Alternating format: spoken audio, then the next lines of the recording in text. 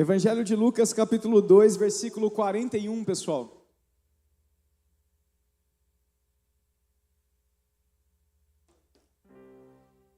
Quero compartilhar com vocês essa reflexão.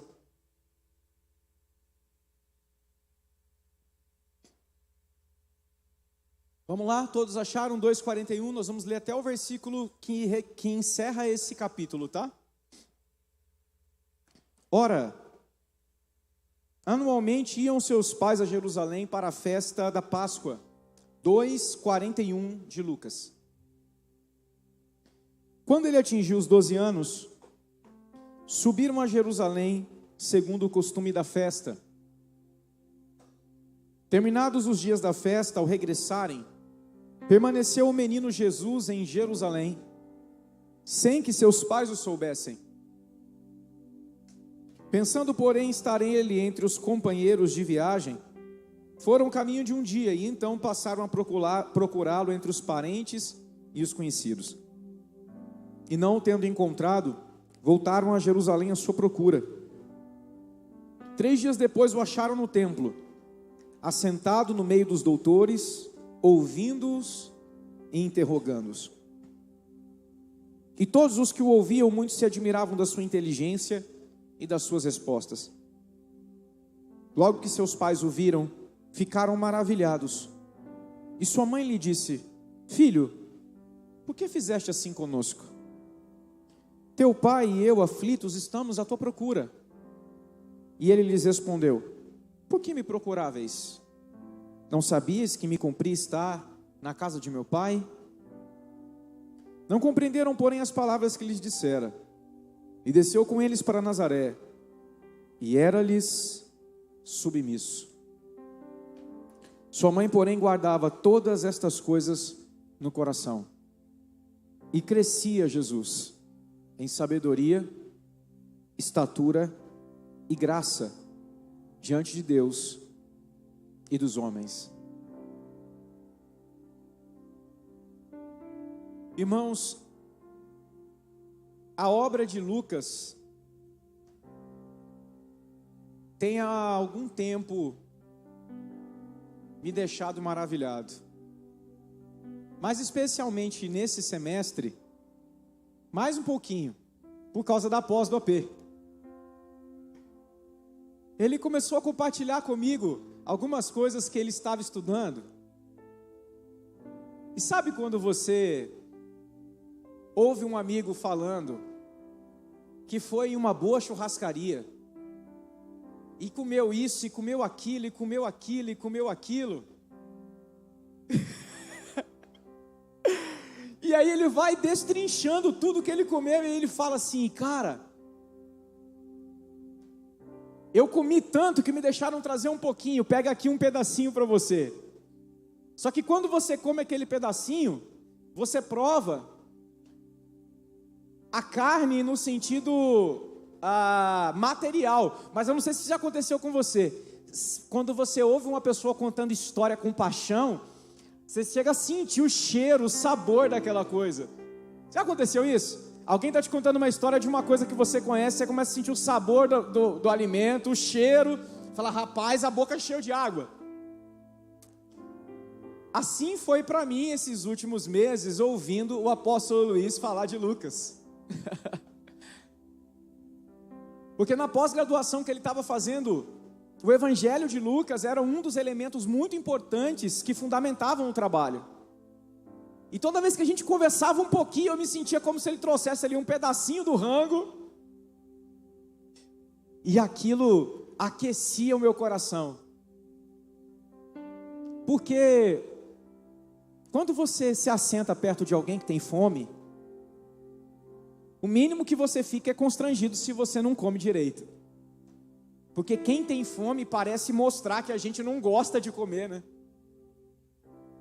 Tanto é que uma pessoa com fome perto da gente, ela gera perguntas como: se alguém preparou a refeição, vê ela comendo muito, você comendo pouco, pergunta: você não gostou da comida? Porque é como se o parâmetro subisse.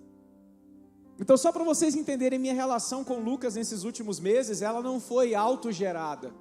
ela foi provocada pelo apóstolo Luís. E cara, tem muita coisa que está matutando na minha cabeça, porque uma das coisas que eu aprendi com ele é que essa obra, ela tem como ênfase a ação do Espírito Santo. E na ênfase da ação do Espírito Santo sobre Jesus e sobre a igreja, essa obra traz sobre nós um chamamento e uma esperança. Um chamamento para que vivamos do mesmo modo que Jesus viveu e que os primeiros irmãos viveram, e a esperança de que o Espírito que foi dado a eles também está sobre nós, e portanto, nós somos uma comunidade empoderada pelo Espírito. Enfim, a partir das coisas que eu ouvi do apóstolo Luís, de algumas coisas que ele compartilhou comigo, do autor que ele estava lendo, eu me vi olhando para Lucas com um olho completamente diferente. Porque normalmente a gente olha para os evangelhos e pensa que são pessoas que de pontos de vista diferentes contaram histórias. Isso é bom. Mas a gente precisa considerar que essas pessoas que contaram histórias, elas não só narraram fatos, elas tinham intenções a serem transmitidas.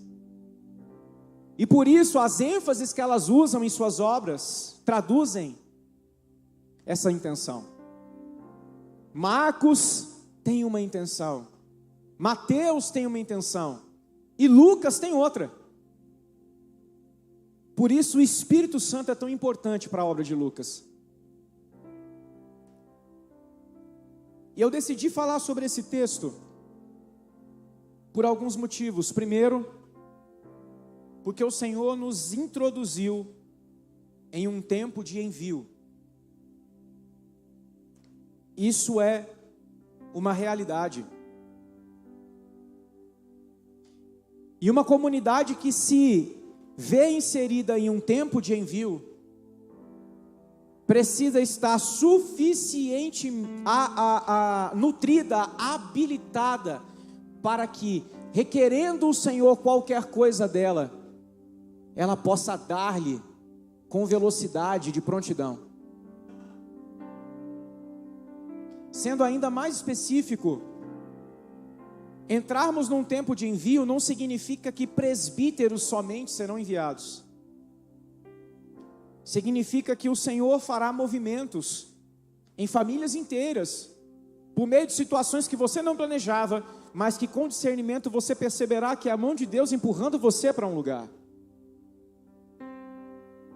E o que é necessário então, que todos nós tenhamos, ou como todos nós devemos estar, se o Senhor nos requerer para algo, nós devemos estar suficientemente crescidos, desenvolvidos, nutridos, para dar a outros aquilo que o Senhor confiou a nós no tempo em que estivemos aqui. E pensando nisso, em colocar em ordem o nosso foco, para que a gente não mais viva de forma displicente, eu quero compartilhar uma reflexão com o tema raquitismo espiritual.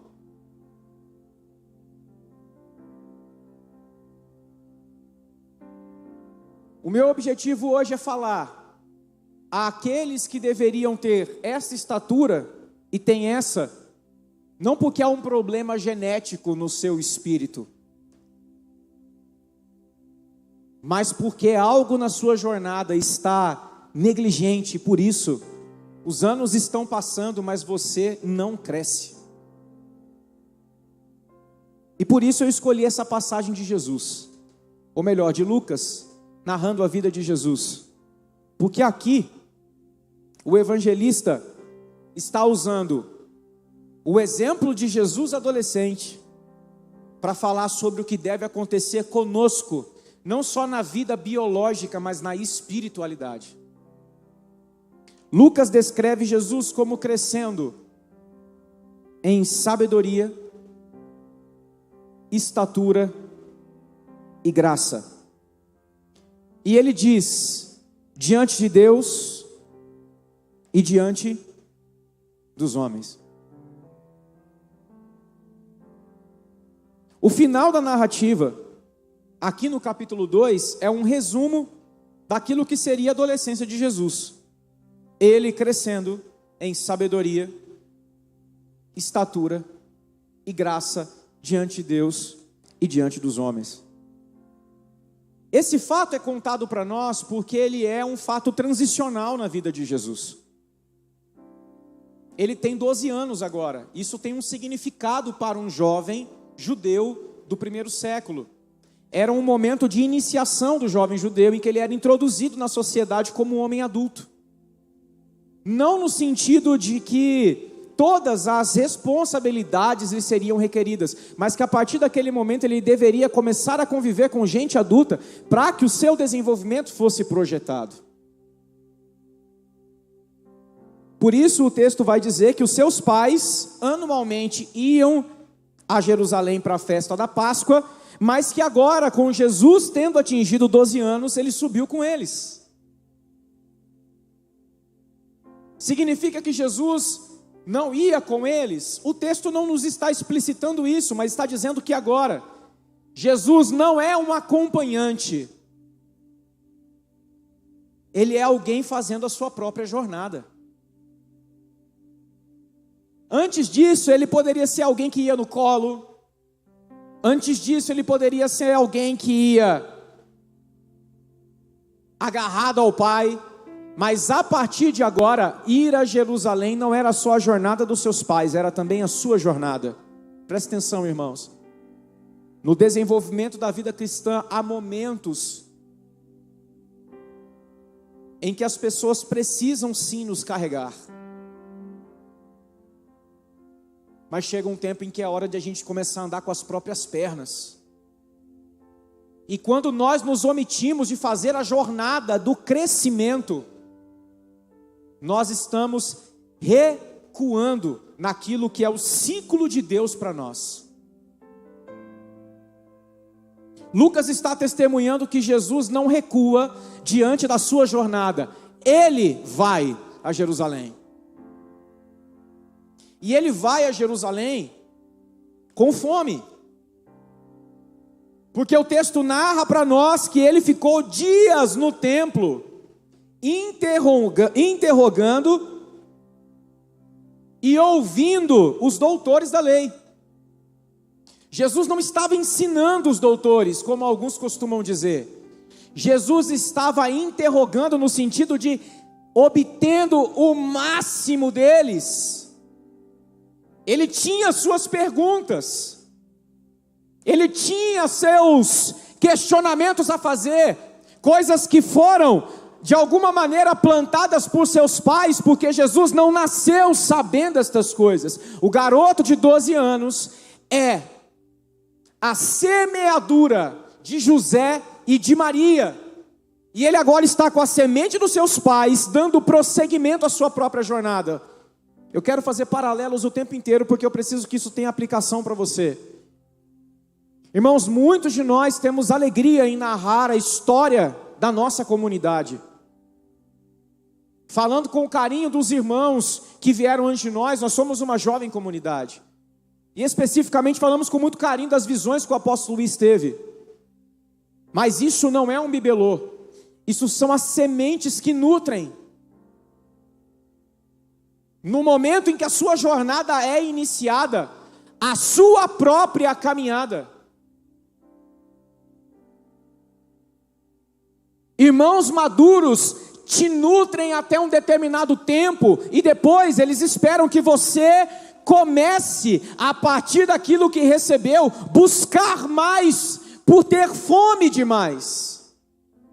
Jesus não faz perguntas a partir do nada.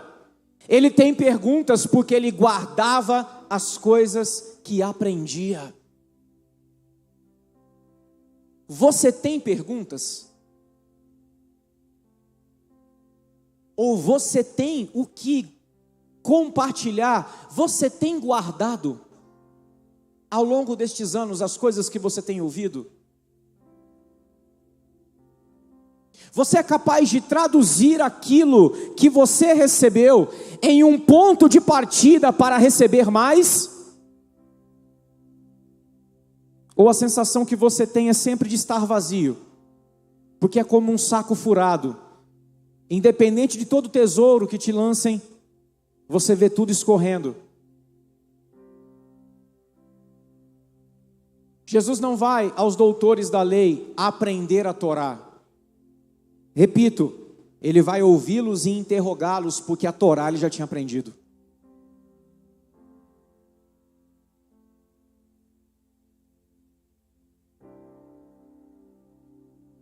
Irmãos, alguns de nós aqui têm pânico de pensar: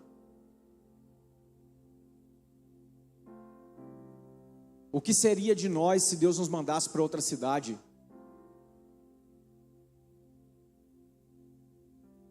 Uma cidade onde não tem Tameon. O que eu faria?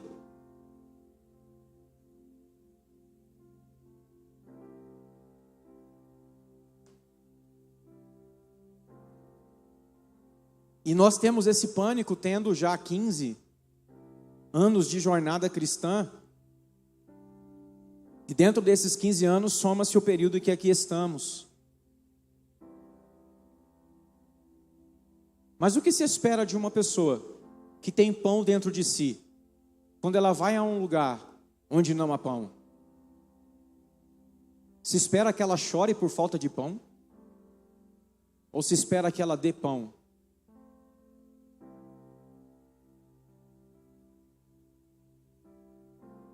Você conseguiria abrir a sua casa para dar pão a alguém?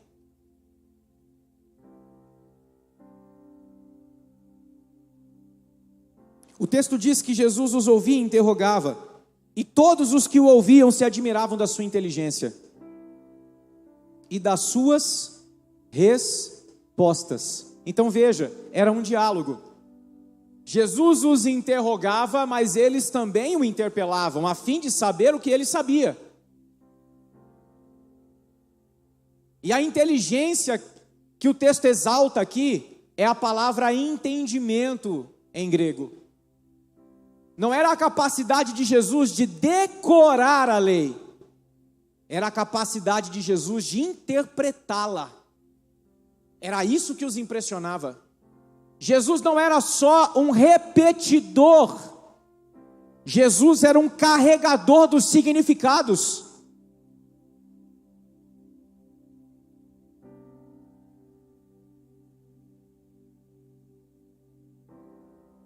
Quando seus pais lhe perguntam, especificamente sua mãe, por que fizeste assim conosco? Ele lhes respondeu, por que me procuráveis? Não sabias que me cumpria estar na casa de meu pai? Jesus tem um compromisso que já é independente do de seus pais. Não porque ele é um garoto sabichão, porque o texto vai dizer que ele era submisso aos seus pais. Mas era porque, na sua própria jornada, ele tinha consciência que ele não precisava mais de empurrões. Irmãos, nós ainda estamos lidando com os altos e baixos das mesmas décadas que nos acompanham. Sempre alguém tem que dar um tranco na gente.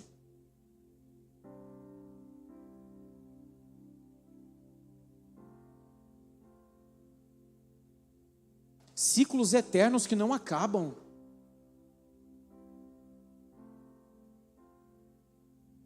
A gente só consegue ir até onde aqueles que são nossos referenciais vão. A gente não está disposto a dar passos adiante, porque nos custa. Um menino de 12 anos passar dias conversando sobre a Torá. Eu quero dizer para você, Lucas não está exaltando a divindade aqui, Lucas está exaltando a humanidade de Jesus. Porque ele era alguém que crescia em graça, ele tinha fome. E a palavra graça aqui no texto é caris, a mesma expressão utilizada para gerar a palavra carisma no sentido de dom. Jesus está crescendo em virtude espiritual. E a virtude que o empodera produz nele fome. A nossa falta de fome, irmãos, é a falta de darmos os passos que já nos foram orientados lá atrás, de comprometimento com a presença. Se a gente ainda milita com os mesmos problemas de escassez espiritual, certamente é porque não obedecemos às orientações que recebemos um dia, de dar um passo de fé. Vai, meu irmão, começa hoje.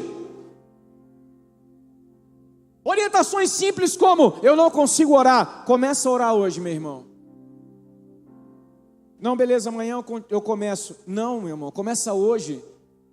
Porque se você conseguisse andar sozinho, você não estaria procurando ajuda.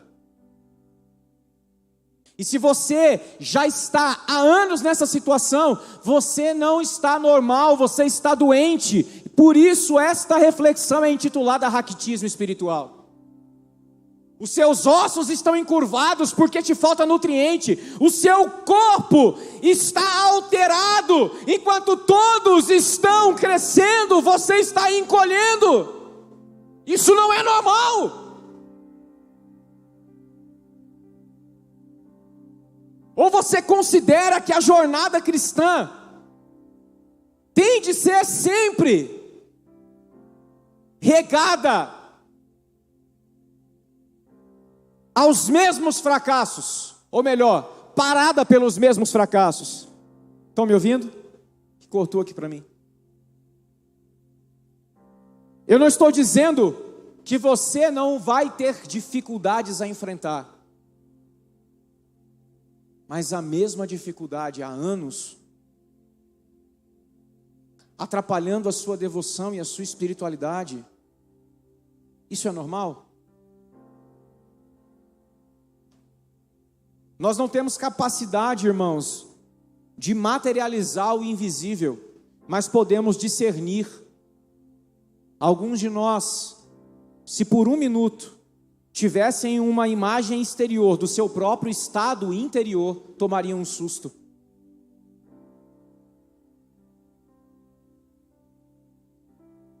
Como você reage às circunstâncias adversas? Do mesmo jeito que reagia há 10 anos quando se converteu? Raquitismo. Te falta graça,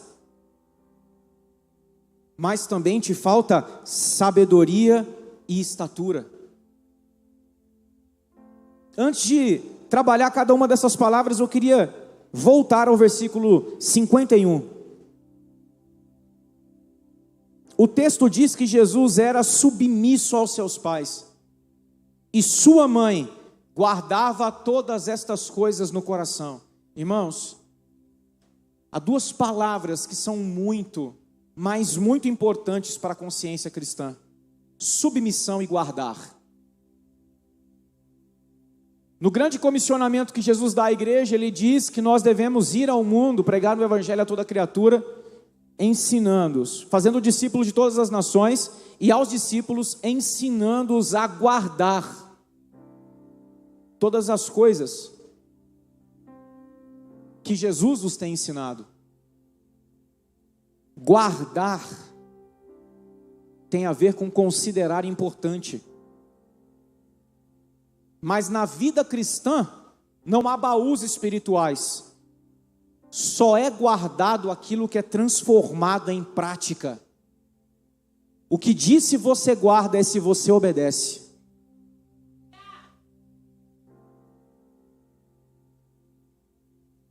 Se você não obedece, você vai perder. Porque a vida cristã não é intelectual, ela é espiritual. E enquanto espiritual, ela é substância. Isso precisa transformar em realidade dentro de você. Do contrário, vai passar. E daqui a algum tempo você vai precisar que alguém diga a mesma coisa para você. Vocês estão me entendendo, irmãos? Eu estou sendo lento porque eu quero fazer um exame Porque dentro do meu coração existe uma consciência de urgência.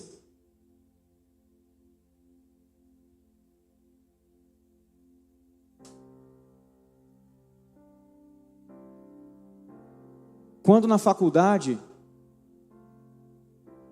a gente lidava com as disciplinas que eram incomuns, por exemplo, emergências médicas em consultório odontológico, a gente costumava não dar muita moral, e era estimulado a isso. Eu me lembro de alguns dos meus professores dizendo: fiquem tranquilos, é raro acontecer um paciente ter alergia a anestésico, uma pessoa ter uma parada na sua cadeira. E a gente então não preocupava em guardar aquilo, praticando, a gente só ouvia e esquecia. Só que, irmãos, na minha turma foi diferente. O que diziam que não acontecia, aconteceu. Num dia normal, uma paciente teve uma reação alérgica na aplicação de um anestésico. E começou a pipocar na cadeira. Os professores não sabiam o que fazer, os colegas não sabiam o que fazer, mas para nossa sorte, ao lado, estava tendo aula de cirurgia. E os professores de cirurgia não esquecem essas coisas. Eles guardam. Entraram correndo e injetaram epinefrina e logo em seguida um anti-histamínico. Nunca mais esquecemos a sequência de socorro a uma pessoa em reação alérgica.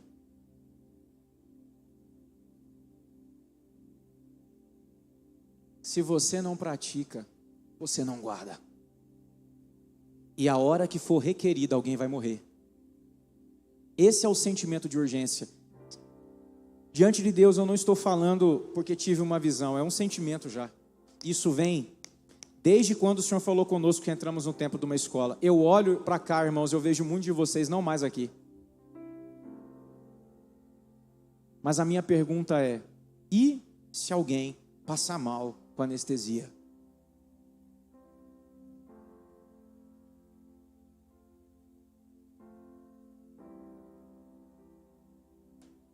Crescia Jesus em sabedoria, estatura e graça, porque era alguém que obedecia e, à semelhança de sua mãe, guardava. A submissão de Jesus é a exteriorização de um coração que guarda. Submeter é guardar. Cultivar e guardar são palavras-chave em Gênesis. Tem a ver com cuidado e submissão, com devoção e submissão. O Jesus que crescia em sabedoria, estatura e graça, cultivava e guardava. E Lucas está dizendo: eis aqui o nosso modelo. A palavra sabedoria utilizada por Lucas é a palavra sofia, que quer dizer literalmente a capacidade de, com conhecimentos, aplicá-los da melhor maneira. Então não é simplesmente ter a informação, é saber o que fazer com ela. Jesus crescia em sabedoria, em sofia. Tudo o que lhe entrava no ouvido ganhava sentido na mente. Jesus sabia o que fazer em dias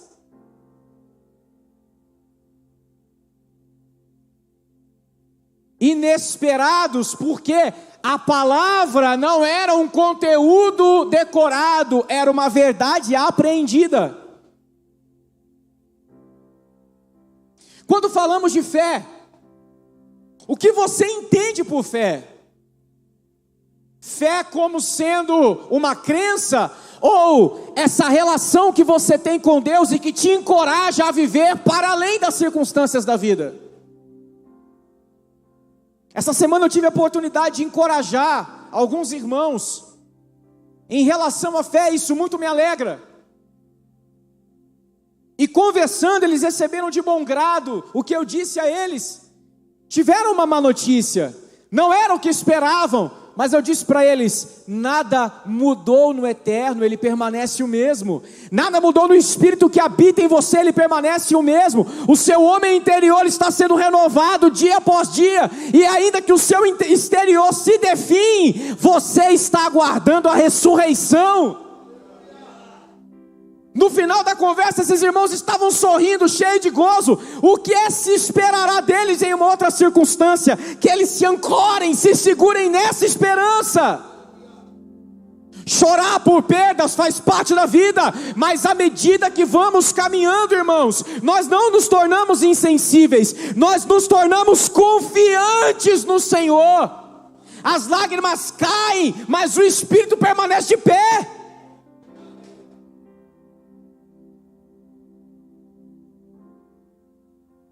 Você ainda perde a paz quando falta dinheiro?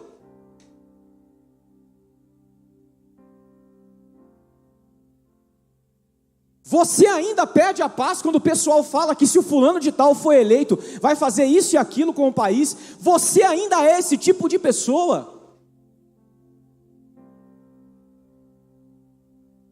Que se uma mensagem de WhatsApp disser que vai vir o caos sobre o Brasil, você ainda é a pessoa que acredita que você vai passar fome mesmo? O que é feito de todos os textos, de toda a informação que você recebeu sobre suficiência, providência, cuidado de Deus, fidelidade do eterno, isso ainda não entrou em você?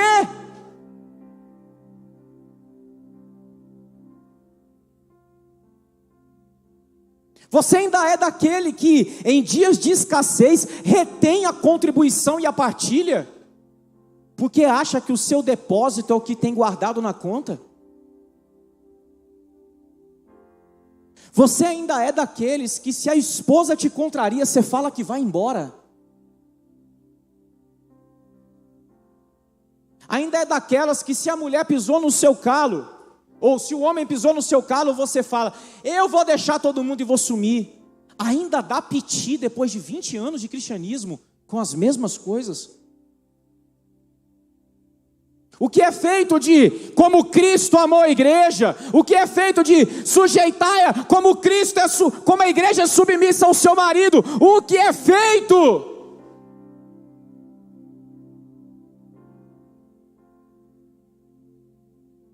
Irmãos, nós estamos no século em que, sem dúvida, uma coisa a gente não pode reclamar: falta de informação. Mas nunca se viu tanto desperdício como nos nossos dias. A sensação de ter informação à disposição criou a institucionalização da displicência. A gente tem preguiça. Sabe por quê? Porque só ir no Google ele vai dar a mesma resposta 400 vezes, se necessário for. A gente tem preguiça de guardar aquilo que pode salvar a nossa vida.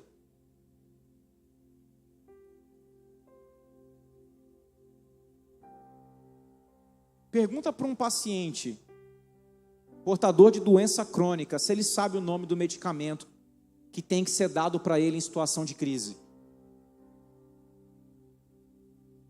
Com certeza ele não vai te responder: na hora H eu procuro no Google. Meu primo, que é diabético, já pensou em tatuar no braço, porque quando a crise é aguda ele desmaia, e as pessoas veem que ele é portador e sabem o que fazer com ele. Olha o nível de zelo com aquilo que garante a sua vida. Irmãos, qualquer marolinha derruba a gente porque a gente não tem guardado nada.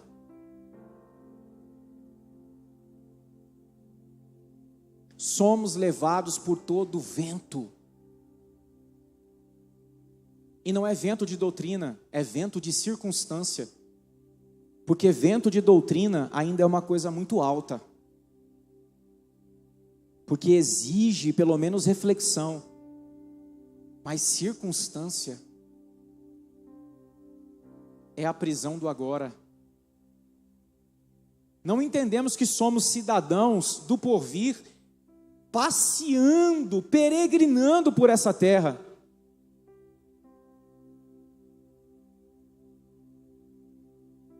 E quando nos falta aquilo que a gente não guardou, a atitude que nos define é desespero. A gente sai atrás de todo mundo, transformando a nossa procrastinação em urgência. Deixei para amanhã, depois de amanhã, mas agora, tem que ser agora! Não, tinha que ser há 1 ano, só virou agora porque você não guardou.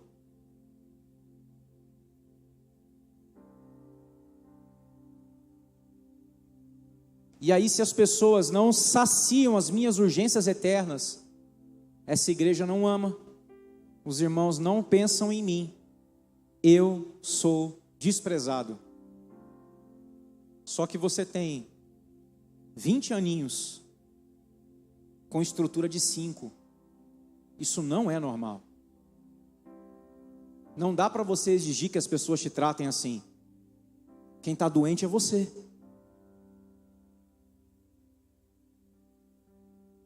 Jesus crescia em estatura.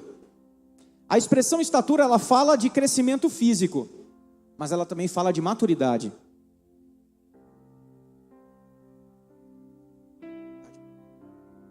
Irmãos, eu queria fazer uma observação dentro dessa palavra do Rafa, porque ela é muito séria. Eu mesmo já falei sobre isso muitas vezes, em diversas formas, em várias situações distintas.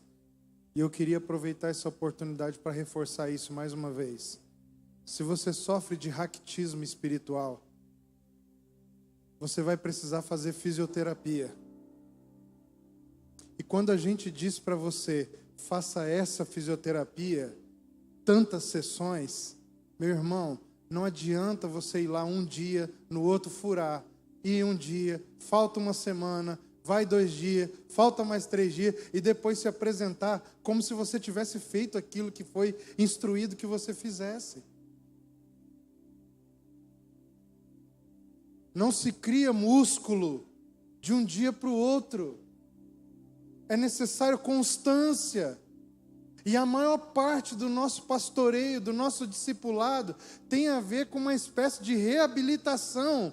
Porque a maior parte do nosso ministério é com irmãos que têm algum tipo de raquitismo, não é com novo convertido. Não é com gente que acabou de se entregar a Cristo e não sabe de nada. É com pessoas que deveriam ser adultos, mas ainda são criança. E a dificuldade em sair desse lugar é por não termos guardado e continuarmos insistindo em não guardar, quando somos instruídos a fisioterapia, que vai nos reabilitar a entrar num lugar de desenvolvimento. Irmãos, em nome de Jesus, coloque um basta na sua vida espiritual hoje, e decida hoje obedecer aquilo que te está sendo proposto. Obedecer não é fazer o que eu quero, é fazer aquilo que está sendo proposto para que eu amadureça.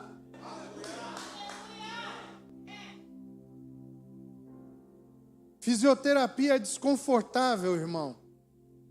E quanto mais desconfortável é, normalmente, maior é o resultado. Porque ela traz desconforto por causa do desajuste, por causa do raquitismo. Quanto mais nanico você é, mais dor você vai sentir na sua fisioterapia. Quanto mais fora do lugar tua coluna é, mais ter ela colocada no lugar vai te causar uma sensação desconfortável. E a maioria de nós resiste quando somos instruídos a tomar choque, a colocar o pé no gelo, a ser constante. Então eu preciso, em nome de Jesus, irmão, se você tem algum tipo de consideração por nós, de uma vez por todas, cale a rebeldia que continua operando dentro de você. Outra coisa, não ache que você sabe qual é o remédio para a sua própria doença. Porque se você soubesse realmente, você não estaria raquítico. Em nome de Jesus, tome uma decisão hoje de pôr fim ao seu subdesenvolvimento, à sua desnutrição espiritual, e entre num lugar de obediência e submissão. Olhe bem para mim, irmãos, nos meus olhos, da onde você está. Eu não posso olhar nos olhos de todos vocês, mas cada um de vocês pode olhar nos meus olhos. Comprometimento não é estar uma semana comprometido e 2 não, uma sim, 2 não, quando te dá na telha. Comprometimento é disciplina, exige um tipo de renúncia quando você está cansado, quando você não tem interesse, quando você tem outros compromissos que surgiram, mas há um compromisso anterior, que é desenvolver a sua própria vida espiritual. Irmão, compromisso é uma das maiores dificuldades dos nossos dias no ser cristão, porque para nós compromisso é nominal. Nós somos comprometidos nominalmente. Estamos juntos, hein? Estamos juntos, pode contar comigo. Mas na hora, cadê você? Rapaz, aconteceu um imprevisto. Não deu para ir. Trabalhei até mais tarde. Faltou alguém em tal coisa. É um compromisso nominal. Nós aprendemos a sermos escravos das nossas justificativas. Só que o problema é que, quando nós estamos diante de alguém que eleva o padrão, nós começamos a perceber que somos raquíticos. Essa palavra é muito séria. É muito séria. Não teremos problema em continuar prescrevendo o seu tratamento. Mas eu gostaria muito de pedir ao Senhor que hoje, pelo menos 10 de vocês aqui, que sofrem disso, assumisse uma posição diante do Senhor, irmãos. Se posicionassem, decidisse obedecer, custe o que custar. Eu vou ser um homem de oração. O que os irmãos propuserem, eu vou obedecer, porque é uma questão de vida ou morte. Eu não posso mais brincar com isso. Ser generoso não é mais uma questão de quais são as minhas sobras. É uma decisão que eu preciso tomar e me submeter ao corpo de Cristo. Os irmãos estão entendendo isso, irmãos? Tudo que vai tirar a gente desse lugar de subdesenvolvimento é desconfortável. Então vamos para cima. É com dor, só vai ser no início, porque daqui a pouco a musculatura chega. Daqui a pouco as costas não estão mais arqueadas. Daqui a pouco as pernas não estão mais fracas. Tem irmãos entre nós aqui que fazem pilates. Com certeza eles poderiam dar esse testemunho para nós, não é, André? No início doía muito, não doía? Mas foi melhorando, não foi? Foi melhorando. Daqui a pouco o irmão já consegue carregar um saco de cimento. Mas quando começou, para pegar uma sacolinha de mercado, se fosse daqui até lá na calçada, já chegava lá sentindo dor. Mas é um homem que deve estar pronto para uma guerra se for preciso. Mas não, nós estamos acostumados com um carrinho de supermercado. Só que se não for exigido de nós agora o preparo para uma guerra espiritual, a gente vai chamar alguém para lutar no nosso lugar? Então eu queria destacar isso. Fisioterapia, reabilitação, não é uma decisão de como fazer que eu tomo. É alguém que toma por mim e eu vou lá e faço o que precisa ser feito. É 10 sessões, vou fazer 10 sessões. É 20 sessões, vou fazer 20 sessões. É 50 sessões, eu vou fazer 50 sessões. E se chegar lá no final das 50 sessões, eu precisar continuar meu tratamento, eu vou continuar meu tratamento. Porque eu quero estar apto para aquilo que Deus tem falado a nosso respeito. Amém? Meu Deus. Irmãos, isso é muito sério. E O AP, ele não só é o primeiro irmão, mas é o nosso irmão mais velho e pai. Mas, vamos lá. Um pai espera que filhos cresçam. Não dá para ele ser pai de bebê o resto da vida. Ele espera sentar, meus amigos, na porta de casa, tomar um tereré com o seu filho e compartilhar as coisas da vida, inclusive as responsabilidades. Meu pai não conversa comigo mais como quando eu tinha 15 anos. Hoje ele fala de igual para igual. Eu o amo e me submeto a ele como filho. Mas quantas são as decisões da vida dele que ele pergunta para mim? A gente chama você de pai, mano, mas é ofensivo te chamar de pai pedindo para você aceitar que a gente seja bebê para sempre. Porque um pai genuíno espera que filhos cresçam, irmãos. Espera que filhos se tornem pais também. Para a gente conversar sobre a responsabilidade de cuidar de outros filhos. E é como eu falei para vocês, repito, esse sentimento de urgência que eu carrego dentro de mim. E nessa noite eu não venho machucar, eu venho trazer a palavra em conformidade com o que o salmista diz: enviou-lhes a sua palavra e os sarou de tudo que lhes era mortal. Irmãos, eu creio em uma ação sobrenatural do Espírito sobre esta casa, habilitando irmãos tardios a se tornarem homens adultos, de estatura apropriada para lidarem com grandes responsabilidades. Nós só precisamos nos submeter.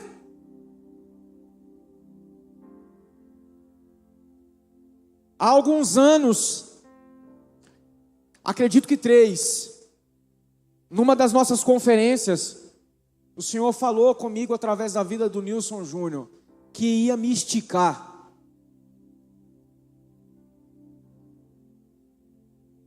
Esticar deveria ser sinônimo de crescer. Foi isso que Deus falou comigo. Irmãos, e nesse ano, dura tem sido a tarefa de se ver na estatura inapropriada para momentos específicos.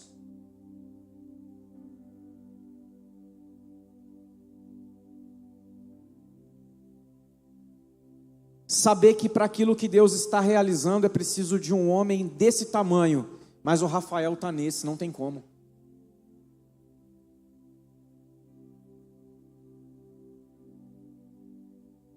Algumas vezes, a frase que me acompanha durante o dia é: vamos, homem adulto.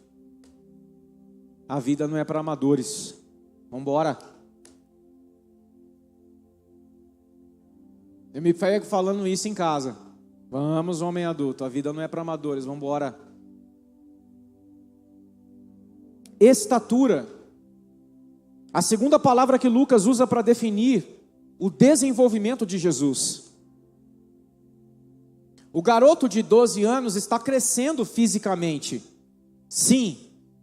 Mas, irmãos, Lucas não está preocupado em só fazer um relato da vida biológica de Jesus.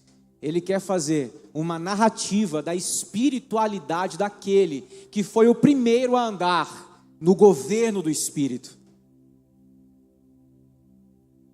A obra de Lucas mostra Jesus como um profeta cheio do Espírito, e depois Atos com uma comunidade cheia do Espírito, e nós hoje somos o povo cheio do Espírito. Então estatura não é só o menino crescendo de tamanho, é o menino se tornando um homem por dentro.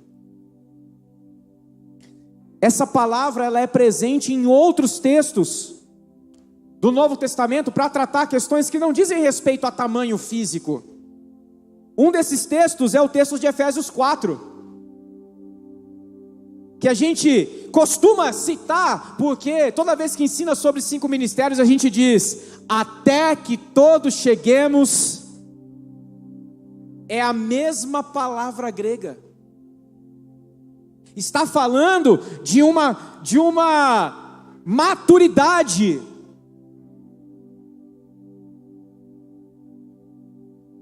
De uma envergadura. O Evangelho de João utiliza essa expressão de forma muito perspicaz, naquela passagem em que Jesus cura um rapaz cego, e o pessoal vem perguntar para os pais do rapaz: quem curou ele? Os pais respondem assim: rapaz, pergunta para ele já tem estatura, é a mesma palavra grega, ou seja, ele já é homem, eu não preciso falar por ele. Não é que ele tinha tamanho, ele já era adulto. Jesus está crescendo em maturidade, é isso que Lucas está testemunhando, irmãos. E ele tem tanta fome de nutriente para crescer, que quando ele vai para o momento com os doutores da lei, ele não vai brincando. Era uma vez por ano, irmãos. Ô mãe, eu tinha que estar na casa do meu pai. A gente mora em Nazaré. Eu não vou ficar com pressa de ir embora. 3 dias, irmãos, perguntando sem parar. Qual é o seu nível de interesse por aprender e crescer? Irmãos, Deus nos presenteou, mas o Espírito faz movimentos. A igreja é dinâmica. Esta casa não será esta mesma configuração para sempre. Algumas pessoas que você tem na sua mesa, conversando de assuntos que você não guarda porque está mexendo no celular, uma hora não estarão mais perto de você, meu irmão. Deus te deu um período, você tinha que estar com um monte de pergunta, comendo 3 dias, porque eu não sei quando eu volto a Jerusalém. Cara, no Pará, esse foi meu sentimento, meu amigo.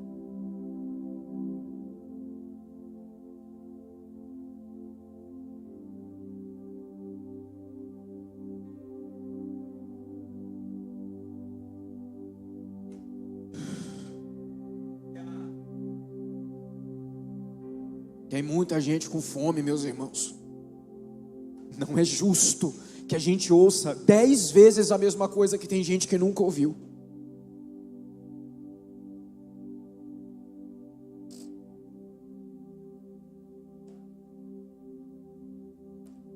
Eu te amo, mano, muito.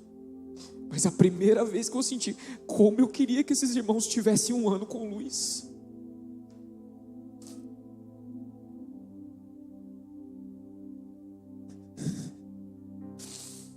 Foi o que estava no meu coração quando eles disseram: passa a Macedônia juntos. Vem nos ajudar. Nos cultos, um irmão recebeu a palavra, pegou o microfone e falou na direção do Luiz: o Senhor me trouxe uma palavra, meu irmão. Eu não sei porque vocês vieram aqui não, que você veio aqui, mas passa a Macedônia e ajuda-nos. Gente que só tem boa intenção, irmãos, mas com toda sinceridade diz da própria boca: a gente não sabe como fazer, mas não tem quem nos ajude.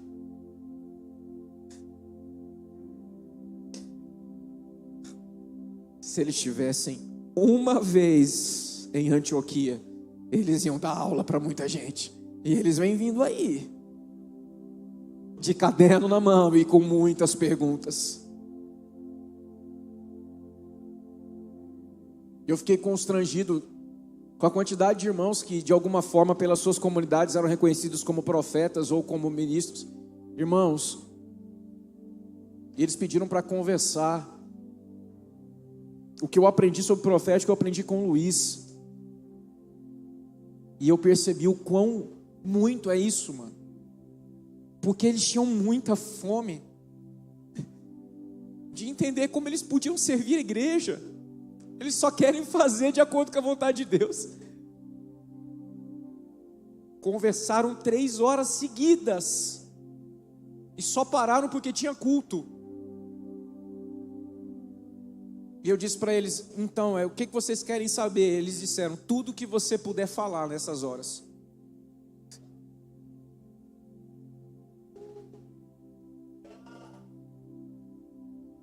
Irmãos, nós estamos em dias muito especiais. Eu quero relembrar uma palavra antes de continuar o sermão, porque o Espírito está nos chamando a tomar uma postura.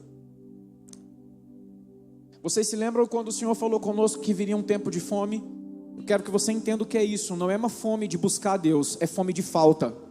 Esses são esses dias. Nós vamos viver um problema sério na igreja brasileira de falta de referências. Aqueles que falavam vão perder a voz, não porque são maus, mas é porque o depósito deles era para um tempo.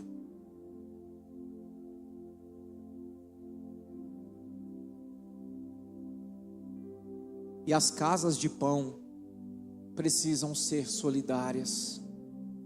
Não dá para desperdiçar comida em tempo de fome, meu irmão.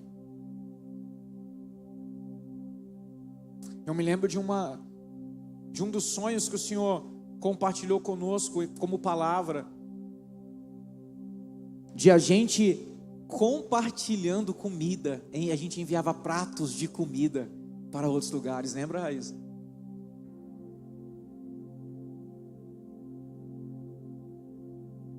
Sabe o que é isso? A gente compartilha comida, a gente não desperdiça comida. Irmão, já não dá mais para você ficar ameaçando a sua mulher de divórcio. Você precisa consertar sua vida hoje. Se o seu problema é pornografia, você tem que confessar. Não dá mais nem um minuto. Se o seu problema é masturbação, você tem que confessar. Não dá para ficar manipulando a situação. Mulher, não dá, meus irmãos, não dá. Nós vamos enviar o Zé e a Itzeia, mas vocês não serão os únicos, meus amigos. Nós entramos nesse tempo, irmãos. Você acha que o Piauí tem fome, meu amigo? Você está indo para comer ou para dar de comer? Para dar comida. Com alforje cheio de semente. Porque não é só comer pão, é plantar e garantir para as próximas gerações. Meus irmãos, nós não somos uma casa que aponta só onde tem comida. A gente sabe gerar alimento. Esse é o nosso DNA. O apóstolo Pedro diz: vocês precisam saber responder àqueles que pedirem a razão da fé de vocês. Isso é coisa de gente adulta. Porque você crê nisso? Eu creio nisso por isso, por isso, por isso. Você aprendeu no seminário? Não, eu aprendi no discipulado, na vida. A minha escola é a escola das mesas, das casas. A minha escola é a escola dos tropeços e dos levantos. É, meu irmão.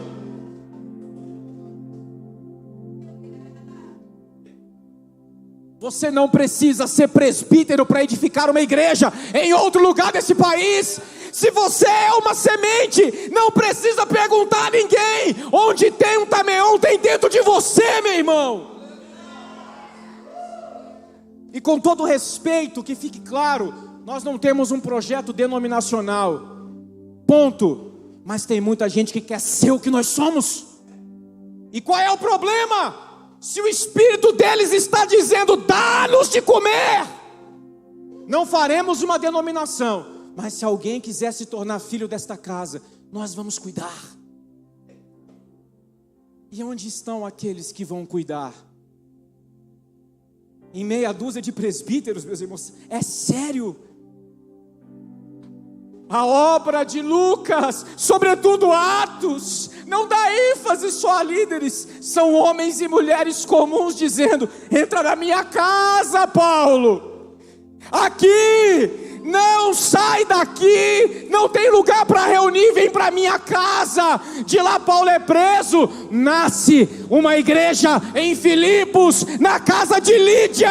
Quem é Lídia? É uma mulher comum. Agora em Filipos tem um lugar onde os santos podem se reunir. Tiatira, é de lá que vai na verdade para os outros. Obrigado, mano. Presta atenção, gente. Quebra esse paradigma de que são presbíteros que fazem estas coisas. Essa visão é denominacional, institucional. O corpo de Cristo está em movimento. Você já pensou que você pode receber uma proposta financeira para ir para um lugar, e como você não é um homem que se move por dinheiro, ora e toma conselho com os seus irmãos porque vive tudo em comum, você recebe uma palavra: vai, mano, mas eu não queria ir. Mas esta foi a porta que o Senhor abriu, porque Ele quer que naquela cidade haja semente e pão para comer.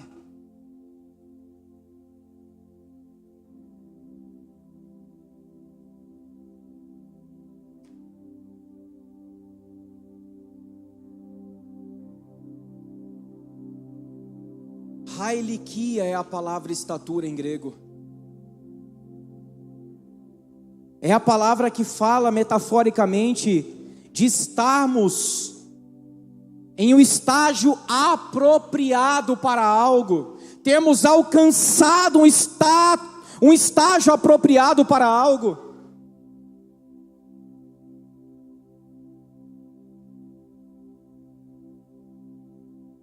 Irmãos, os primeiros a irem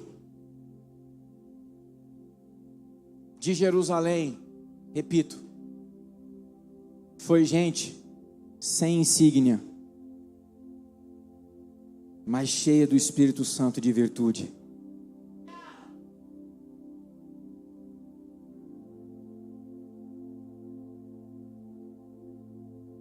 Se as pessoas ainda precisam dizer a você qual é a razão da sua fé, porque vira e mexe você se esquece do Cristo que você abraçou e da fé que você abraçou, essa é uma noite para você ser curado. Não dá mais para viver assim. E olha, irmãos, eu vou fazer uma análise fria, baseada nos relacionamentos que temos.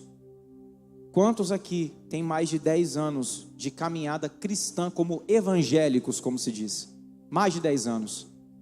Olha só, é quase a grande maioria. E pergunto, se o Senhor requeresse você, Ele não fará nada irresponsavelmente, mas vamos lá, para ser enviado hoje, você se considera com estatura apropriada? Então na hora do apelo o lugar é aqui, porque o Senhor pode requerer qualquer um de nós, irmãos. Qualquer um de nós. A gente tem que estar pronto.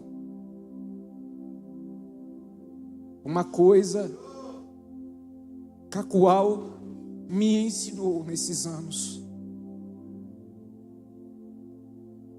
onde Deus me plantar, Ele me dará a graça de ter raízes. Eu nunca imaginei viver longe da minha casa e me sentir em casa longe de casa. Não faço mais exigências ao Senhor. Se Ele quiser dizer outra vez, eis-me aqui.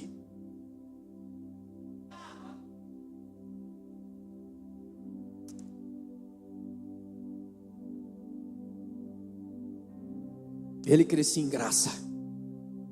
É a terceira palavra. Caris. Fala de poder espiritual, de vida no Espírito. Nós fomos tão especialmente ensinados nesse ano, irmão, sobre dons, sobre a prática da presença. Percebe como o Senhor está nos dando as ferramentas? Deus nunca exigirá de nós algo que de antemão Ele não nos tenha ferramentalizado para tal. O Senhor está nos aparelhando, irmãos, para dias de guerra. Muitas são as pessoas que compartilharam conosco visões a nosso respeito, e sempre nós somos um exército que se move para socorrer alguém.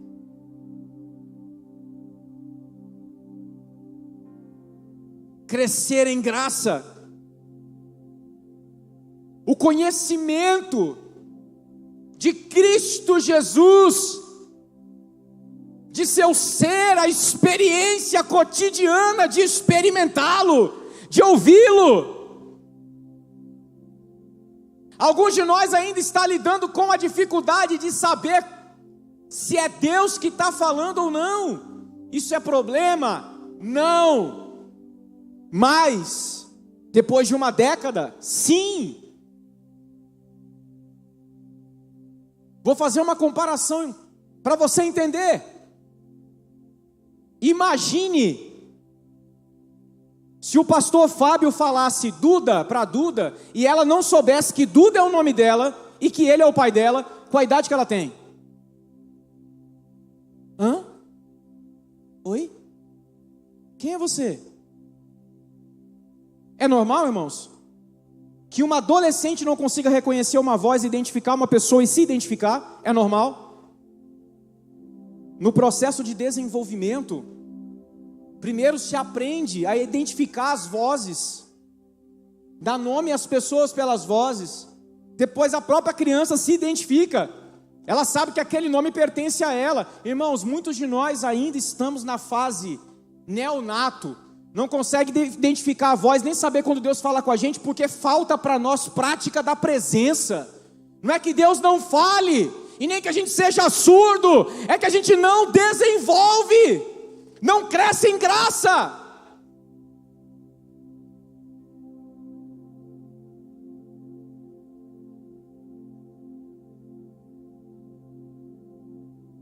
Nós éramos para estar lidando com outras demandas, como eu sei que foi Deus, mas eu não sei como compartilhar, eu não sei quando, que já são demandas específicas de gente adulta.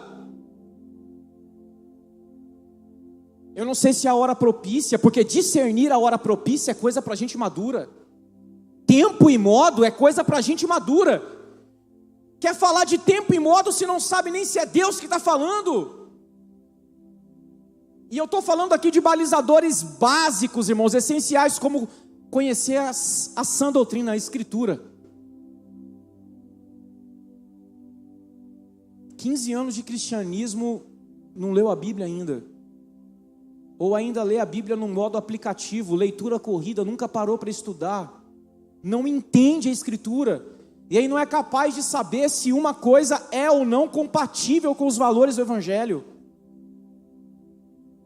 Estou falando de coisas básicas, como diz a epístola de Hebreus, conversando os mesmos assuntos básicos, porque eles ainda não são claros, falta substância. E aí a gente quer entrar no nível de discussão sobre assuntos que parecem altos para parecer que somos maduros.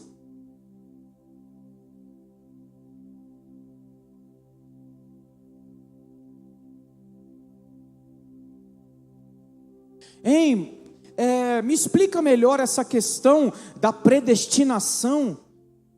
Você já entendeu do que você foi salvo?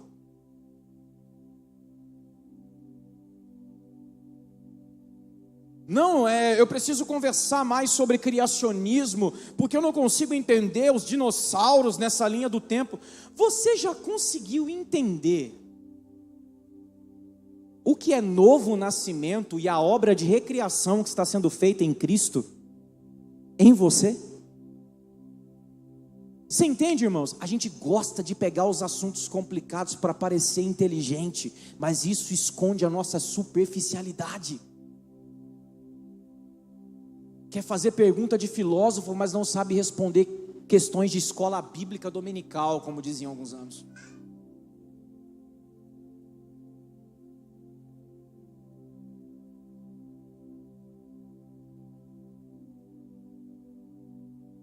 Eu não quero enfadar você, estou caminhando para o final. Mas a minha missão aqui não era fazer uma exposição brilhante, que no final fosse resumida com a frase, que palavra?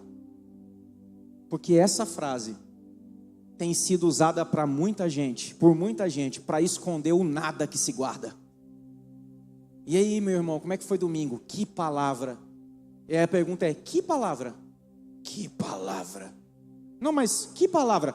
Que palavra? Não lembra de nada.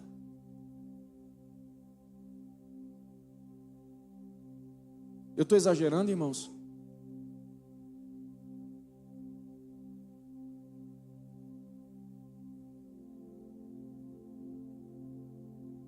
Jesus progredia em sabedoria, em estatura e em graça diante de Deus e dos homens. Como é que Deus cresce diante de Deus? Porque se Jesus é verbo encarnado e, portanto, é Deus homem, como é que Deus cresce diante de Deus? Bom, essa pergunta só teria sentido se Lucas estivesse falando, repito, do divino. Ele está falando do humano. Eu quero deixar claro aqui, porque a gente lê esse texto e pensa que Jesus é um ser humano, que Deus colocou um plus nele. É por isso que com 12 anos ele está fazendo essas perguntas. É por isso que ele é esse cara fora do normal. Ele não é assim porque ele é Deus, irmãos. Ele é assim porque ele é obediente. Quando o apóstolo Paulo diz que ele não usurpou o ser igual a Deus, está dizendo que Jesus não usou nada de sua divindade em benefício próprio, nem para aprender as coisas. Jesus se submeteu ao ciclo humano. Crescer diante de Deus aqui está falando de um representante da humanidade que está diante de Deus desenvolvendo uma relação que avança. O novo homem que em Cristo haverá de ser exposto depois da crucificação, a cápsula Jesus histórico vai eclodir na cruz, gerando esse homem espiritual. É dele que Lucas está falando. Lucas está dizendo: ei, vocês do futuro que vão ler o meu evangelho, aprendam com a cápsula. Vocês precisam crescer diante de Deus. O homem que hoje conversa com o Abba não pode ser o mesmo homem de ontem. Por quê? Como eu posso contemplar a presença de Sé e permanecer o mesmo? É possível? Não.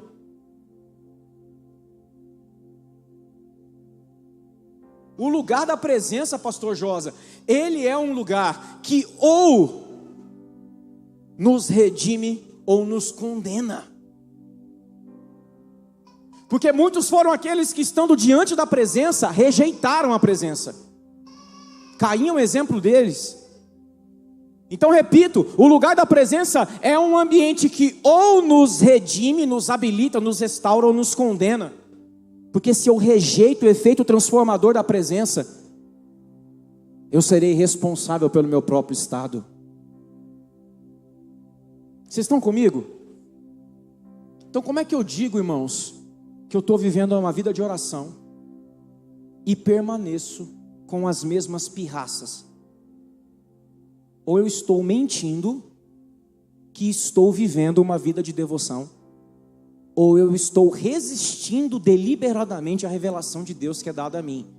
O que é pior? Eu prefiro acreditar que a pessoa está mentindo. É muito mais leve, pastor, porque é um nível de obstinação desse. Deus falar comigo sobre algo e eu dizer: beleza, vou fazer do meu jeito. Eu prefiro crer que a pessoa está mentindo, pastor Fábio.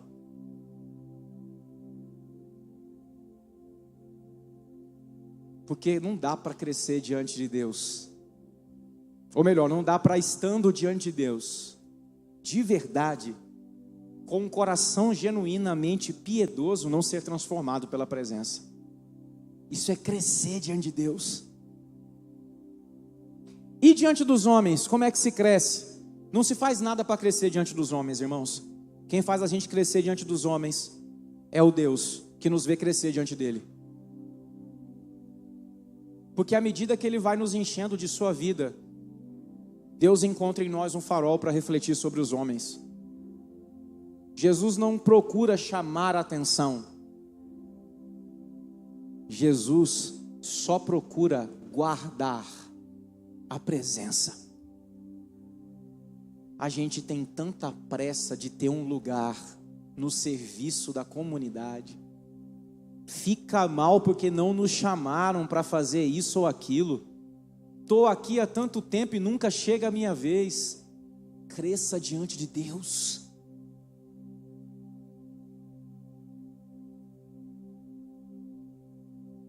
Se você tem fome de crescer diante dos homens, você está fora do lugar da presença.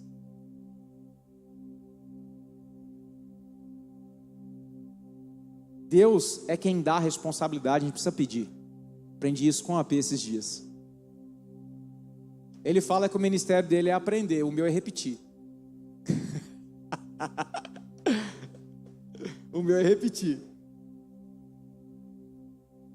Então preste atenção, meus irmãos. Eu quero encerrar por aqui. Porque convém a nós entender que o Senhor nos tem chamado a assumir responsabilidades. E não dá para nós olharmos para o futuro como se ele fosse chegar até a gente sem nenhum nível de comprometimento a mais.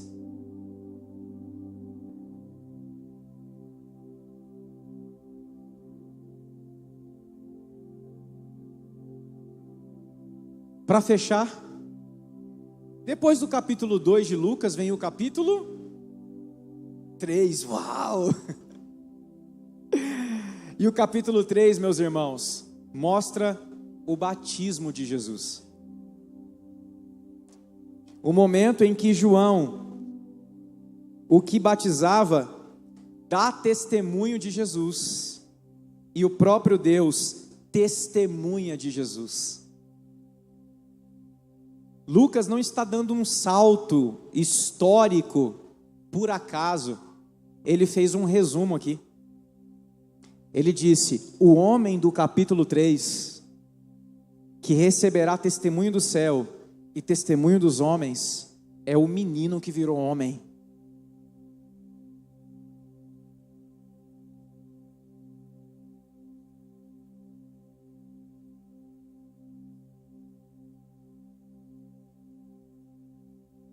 É aquele que cresceu em sabedoria, estatura e graça.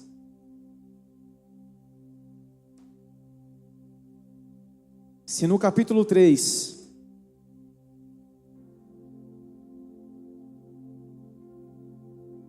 nós veremos Jesus ser apresentado pelo Pai aos homens, de forma a não ter mais como não saber quem Ele é, porque uma voz do alto o testifica, o capítulo 2 está mostrando que Ele permaneceu firme na jornada. O capítulo 3 vem aí para nós, meus irmãos. Só que hoje o Senhor está dizendo para a gente: e aí, bora começar o 2?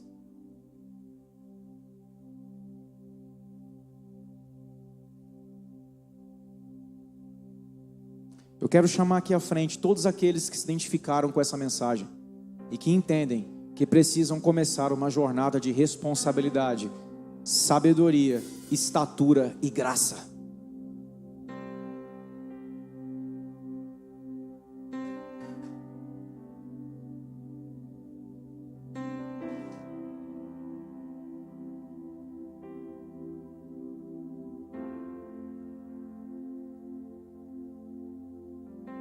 Capítulo 3 vem aí, meus irmãos. O momento em que não tem mais como permanecer em oculto, porque é vontade do Pai revelar o que estava oculto para que sua vontade se cumpra. O capítulo 3 vem aí. Mas ainda é tempo de assumir o compromisso no secreto, de viver uma vida inteiramente dedicada a Ele. Isso significa: chega de mimimi. Se a palavra de Deus me exortou por boca de quem seja, eu me submeto. um voto com os nossos olhos de que não olharemos para outra coisa senão para o Senhor. Um voto com as nossas mãos de que não nos comprometeremos com aquilo que nos embaraça. Um voto com o nosso coração de que não nos apaixonaremos por nada que nos seduza e distraia. Um voto com os nossos pés de que não pisaremos em lugares em que Deus ainda não nos mandou ir.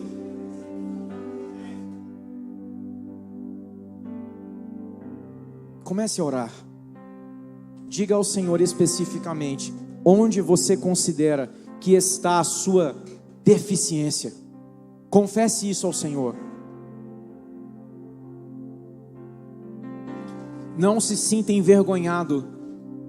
Ele é suficiente para habilitar cada um de nós, meus irmãos. Deus não pede de nós nada que de antemão não nos tenha dado. Ele diz: sejam santos, porque eu, o Senhor, sou santo. Porque Ele é, nós podemos ser. Esse é o testemunho de Lucas. Porque Cristo é, nós somos também. Espírito Santo, nós não estamos aqui, Senhor, para fazer um momento de pranto, como que chorando de vergonha por quem somos. Nós estamos deixando todo tipo de bagagem que nos impede de caminhar. A nossa oração é por liberdade, é para que todo peso, toda carga, toda sobrecarga representada por uma vida de resistência, de atraso em obedecer, que isso caia por terra em nome de Jesus hoje. O mesmo poder que ressuscitou a Jesus de entre os mortos, o poder do Espírito nos está disponível. Levanta-nos nessa noite outros homens, outras mulheres, Senhor, completamente renovados, restaurados, cheios de vigor, de alegria, de esperança, guardando fiéis a palavra que nos foi dada.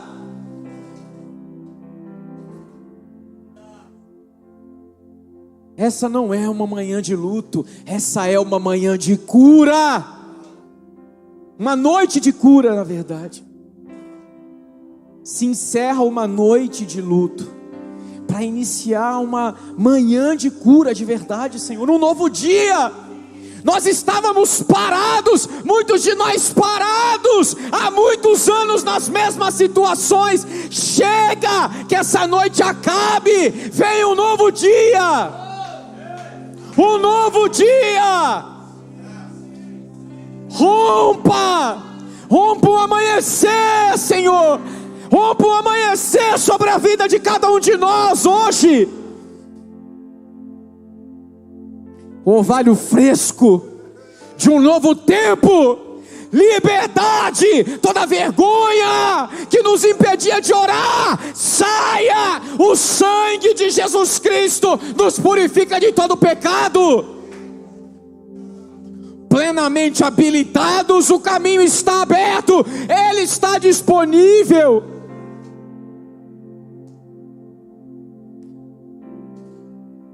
Entendemos, Senhor, que precisaremos mais do que nunca uns dos outros nessa jornada.